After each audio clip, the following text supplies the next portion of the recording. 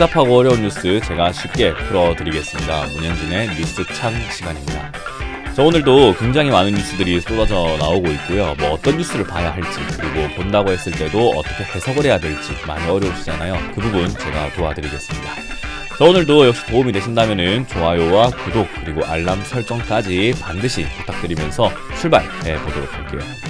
자, 일단 오늘 굉장히 많은 뉴스들이 나왔는데 오늘 제가 이걸 뽑아봤습니다. OECD에서 이런 이야기를 하죠. 미국 경제가 급성장할 것이다.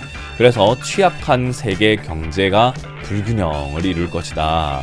이런 이야기를 봤을 때 그게 뭐라고 생각할 수는 있지만 미국이 지금 이제 급격한 회복세를 견인할 수 있다라는 전망이 나오고 있어요.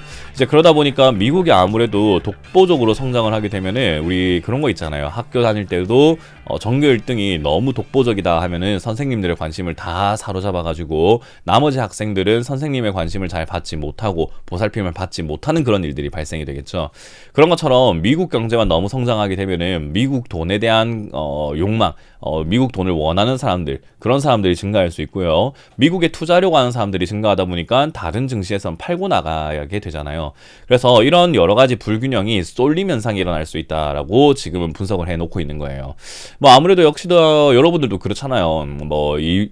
이름도 모르는 그런 화장품 관련주에 투자하는 것보다는 아모레퍼시픽과 같은 기업에 투자하는 게 낫다. 또는 이름도 모르는 반도체 업종을 투자하는 것보다는, 또는 적자가 나고 있는 기업을 투자하는 것보다는 차라리 삼성전자가 낫다. 이런 것처럼 결국 쏠림 현상으로 몰리게 된다면은 사실은 미국 성장은 있을지 모르겠으나, 그리고 미국의 경제 증시는 올라갈 수 있을지 모르겠으나 우리나라뿐만 아니라 개발도상국들의 증시는 무너질 수 있다라고 분석을 해놓고 있는 겁니다. 어찌 보면 당연한 이야기가 될 것 같아요.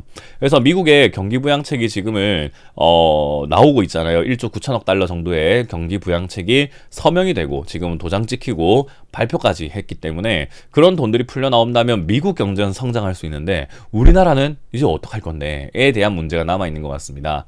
그래서 이 뉴스를 보고 우리가 해석을 해봐야 되는 것은 한국의 경제가 성장하기 위한 발판이 우리 정부에서 어떻게 마련해 나갈 것인가에 대한 뉴스를 좀 이제 추적을 많이 해보셔야 될 것 같아요. 그런 뉴스가 나오지 않는다고 한다면은 우리나라 증시 조금 위험할 수 있지 않을까, 환율도 조금 위험할 수 있지 않을까에 대해서 관심을 가져야 될 것 같습니다.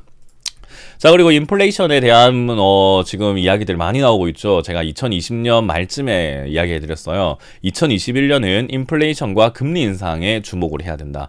계속 말씀을 드렸는데 인플레이션이 점점 다가오고 있는 것 같습니다. 그래서 국채 수익률도 계속 올라가고 있고요.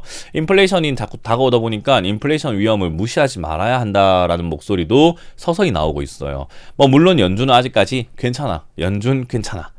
야, 인플레이션 안 와. 금리 안 올릴 거니까 진정해. 여러분들 투자 열심히 하세요. 라고 투자자들을 아직까지 투자 시장에 밀어붙이고 있는 부분이지만 그래도 이제 그런 사람들이 아닌 사람들, 분석을 하는 사람들은 이렇게 인플레이션이 위험하다라는 이야기를 많이 하고 있어요. 저도 인플레이션이 위험하다라고 생각을 하는 게, 공급과 수요 법칙에 의해서 인플레이션이 오는 것은 괜찮을 수 있습니다만은 단순히 화폐 가치만 바뀌어가지고 오는 인플레이션은 위험할 수 있다라고 판단이 됩니다. 그래서 이런 부분들도 우리가 좀 관심을 가지고 금리 인상이 언제든지 할 수 있다. 미국이 금리 인상 안 한다고 해서 우리나라까지 하지 말란 법은 없습니다. 왜? 미국보다 우리나라가 경제가 더 취약한 것은 사실이거든요. 상대적으로. 그렇기 때문에 우리가 먼저 금리를 올려야 되는 상황도 올 수 있다라는 거예요. 그 이유는 인플레이션이 될 수 있다라는 거 명심하시면 좋을 것 같네요. 자, 이제 그런 과정 속에서 역시나 그런 게 어딨어, 투자하자 해서 이제는 비트코인 쪽으로 막 돈이 몰려 들어가는 현상도 나타나는 것 같습니다. 비트코인이 이제 6,600만 원대를 막 돌파한다라고 하면서 시총 1조 달러 돌파하는 모습이 나오고 있는데 아직까지도 리스크가 많은 이런 좀 비트코인과 같은 쪽으로 돈이 몰리는 것 같아요. 지금 자산에서 가장 리스크가 큰 자산은 무엇입니까 하면 당연히 비트코인이 될 것 같은데 상한도 없고 하한도 없기 때문에 상당히 변동폭이 크잖아요. 그래서 하이 리스크, 하이 리턴이 될 수도 있겠다 생각이 드는데, 결국 지금 증시, 우리나라 증시뿐만 아니라 주식시장이 약간 변동성이 없어지면서 머물기 시작하니까 돈이 저쪽으로 다 빠져나가는 것 같습니다. 그런데 문제는 채권이죠. 가장 안전한 자산은 무너지고 있다라는 거죠. 지금은 채권 금리가 계속 올라가게 되면서 이전에 발행됐던 채권들은 가격이 떨어지고 있는 채권 가격의 하락 현상이 나오고 있는데요. 안전자산의 가치가 떨어지는 것만큼 위험 자산의 가치도 다시 한번 생각해 봐야 되는 시기긴 한데, 오히려 위험 자산은 시장에서는 투기가 열풍이 불고 있고요. 안전자산인 국채에서는 약간 현금을 마련하면서 현금화가 분위기가 불고 있습니다. 과연 이런 시점에서 우리는 어디를 가야 할까, 어디를 바라봐야 할까라는 것이 포인트가 되지 않을까 싶어요. 그래서 이제 환율도 1150원을 뚫고 올라가는 강달러 현상이 나타나고 있죠. 그래서 저는 이제 달러를 사놓는 게 좋다라고 여러분들께 말씀을 많이 드렸었는데 사셨는지 잘 모르겠습니다. 그러나 달러, 저는 앞으로도 계속 강하게 올라갈 가능성이 높다. 미국 경제가 살아나기 때문입니다. 그래서 그 부분을 우리가 한번 체크해봐야 될 것 같고요. 그리고 11일 새벽 3시입니다. 그러니까 어제 새벽 3시였죠. 증시 색깔을 결정할 수 있는 금리 변곡점이 나타났다라고 하죠. 이게 왜 저렇게 변곡점이 생겼나라고 하면은 국채도 입찰을 해요. 이제 우리가 이제 미국에서도 1조 9천억 달러의 국채를 어디서 발행을 할 거예요. 그리고 돈을 어디서 만들 거예요. 돈을 빌려야 될 거 아닙니까? 그러니까 국채 시장에서 돈을 빌려줘 라고 이렇게 자 우리가 이거 채권 내놓을 테니까 우리한테 돈 빌려줄 사람 하고 이렇게 입찰을 하게 됩니다. 근데 그 입찰을 했을 때 이제 생각보다 사람들이 안 사거나 채권이 너무 많이 나오게 되면 문제가 터지겠죠. 근데 결과는 생각보다는 뭐 큰 것도 없었고 생각보다 우려했던 나쁜 것도 없었다 정도로 끝은 났습니다. 그러나 이 이후에는 어떻게 될 것인가? 채권은 계속 쏟아져 나올 것이고 사람들은 점점 기피해 나간다면 또는 야 이거 1%짜리 금리 내가 1.9%짜리 금리 먹어야 되겠니? 이제 인플레이션이 2% 3%가 올 것 같은데 금리 좀 더 올려봐 라고 하기 시작한다면은 역시나 채권 시장이 요동칠 수밖에 없을 것 같아요.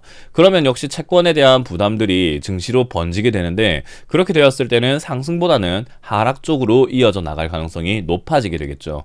뭐 물론 제가 생각했던 것처럼 간다면 이야기이기 때문에 그걸 막아낼 수 있는 연준의 대안이라던가 한국은행의 대안이라던가 또는 우리나라 정부의 어떤 발빠른 움직임이 있으면은 어떻게 증시가 하락을 하거나 충격이 있을 것을 막아낼 수 있을 것 같은데 지금 현재로서는 그걸 막아낼 수 있을 것인가에 대한 의구점이 계속 남아있게 됩니다. 그래서 그 부분들 좀 관심을 가지고 여러분들이 체크하신다면 증시의 방향성을 알 수 있지 않을까 싶어요. 그래서 지금 증시는 뭐 어떻게 보면은 괜찮아 보이기도 하면서 상당히 불안해 보이기도 하는 양면성을 가지고 있기 때문에 괜찮아 보일 수도 있으나 위험하기도 하다. 그러면은 완전히 발을 빼고 우리가 하락 배팅을 할 수는 없는데 그렇다고 해서 완전히 믿고 증시에 100% 우리가 주식에 들어가 있는 것도 위험하다라는 거예요. 그래서 제가 계속 강조하는 게 현금화 50%만 딱 해놓으면은 만사 오케이다. 그래서 들고 있는 주식이 빠진다고 하더라도 괜찮은 종목을 사놓고 그리고 나머지 50%의 현금을 떨어졌을 때 살 수 있는 돈으로 마련만 해놓는다면 주식을 해도 좋고 그리고 떨어져도 추가 매수 할 수 있기 때문에 좋다라고 말씀을 드리는 거죠. 그래서 지금은 시장 자체가 상당히 리스크가 큽니다. 그래서 여러분들이 멋모르고 주식에 100% 다 들어가 있는데 그 종목이 또 하필이면은 잘못된 종목을 잡아놨다라고 한다면 그거 조금 충격이 클 수 있을 것 같습니다. 그래서 그 부분들 명심하시고요. 지금 뉴스는 좋은 뉴스도 많이 나와주고 있지만 우리나라에만 좋은 뉴스가 아니라 미국에만 좋은 뉴스가 좀 많이 보인다라는 거 그 점 포인트 잡으시면서 미국 시장 올라간다고 우리나라 시장 따라갈 수는 없다. 뱁새가 황새 따라가다가는 가랭이가 찢어져 버린다라는 것을 기억하시면 좋겠습니다. 자, 그렇게 오늘은 마무리를 지어보도록 하고요. 또 다른 뉴스와 함께 다음 주에 또 인사드려보도록 하겠습니다. 지금까지 문현진의 뉴스창 시간이었습니다. 고맙습니다.